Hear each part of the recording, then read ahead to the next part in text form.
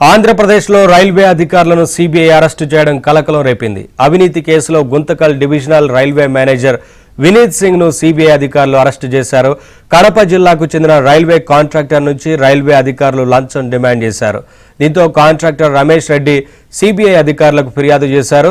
బాధితుడి ఫిర్యాదుతో గుంతకల్ డీఆర్ఎం వినీత్ తో పాటు పలువురు అధికారుల నివాసాల్లో సీబీఐ అధికారులు 2 రోజుల పాటు సోదాలు చేశారు. గుంతకల్ డీఆర్ఎం వినీత్ తో పాటు మరో 4గురిని సీబీఐ అధికారులు అరెస్టు చేశారు.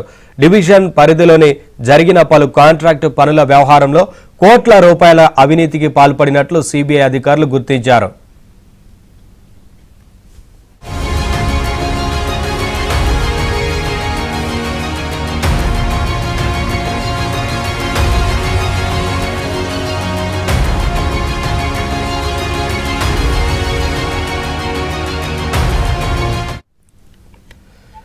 ఆంధ్రప్రదేశ్లో రైల్వే అధికారులను సీబీఐ అరెస్టు చేయడం కలకలం రేపింది. అవినీతి కేసులో Guntakal divisional railway manager Vineet Singh ను సీబీఐ అధికారులు అరెస్టు చేశారు.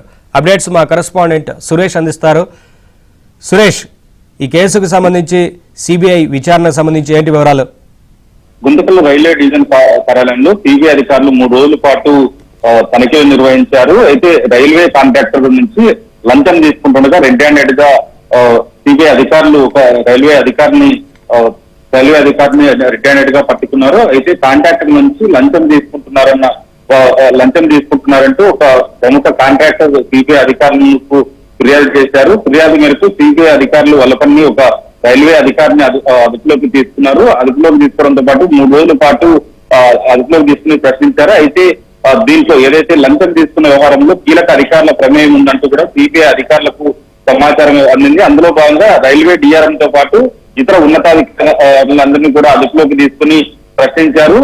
ప్రశ్నించడంతో పాటు అధికారులకు సంబంధించిన బంధువులు కార్యాలయాలు కూడా తనిఖీ చేశారు. తనిఖీల్లో భాగంగా ఏదైతే ఇందులో railway divisional railway manager Vineet Singh తో పాటు senior railway divisional finance manager Pradeep Babu, Akkireddy, Balaji, Lakshmipathi రాజుకు సంబంధించి ప్రమేయం ఉందంటూ కూడా సిబిఐ అధికారులు సంబంధించిన విచారణలు మొత్తంగా బయటపడింది. దీంతో 3 రోజుల పాటు సిబిఐ అధికారులు సోదాలు నిర్వహించి లంచం తీసుకున్న వ్యవహారంలో డిఆర్ఎం కీలక పాత్ర వహించారన్న సమాచారంతో ఇప్పటికే డిఆర్ఎం వినీత్ సింగ్ తో పాటు ఆ 4 అధికారులను కూడా అరెస్ట్ చేశారు. అరెస్ట్ చేసి వైద్య చికిత్స నిమిత్తం గుంతకల్లు ప్రభుత్వ ఆసుపత్రికి తరలించారు. వైద్య చికిత్సలు పూర్తి అయిన తర్వాత ప్రస్తుతం సికింద్రాబాద్ కు తరలిస్తున్నారు. ముఖ్యంగా ఏదైతే చిత్తూరు జిల్లాలో రైల్వే వంతెనకు సంబంధించి 120 కోట్లకు సంబంధించి వర్క్ జరుగుతుంది. ఇందుకు సంబంధించి పూర్తి స్థాయిలో అనుమతులు ఇచ్చే విషయంలో డిఆర్ఎం కార్యాలయ సిబ్బంది తమకు లంచం ఇవ్వండి పనిచేసే అవకాశం లేదు. ఇందుకు సంబంధించి పూర్తి స్థాయి అనుమతులు కావాలంటే లంచం ఇవ్వాలంటూ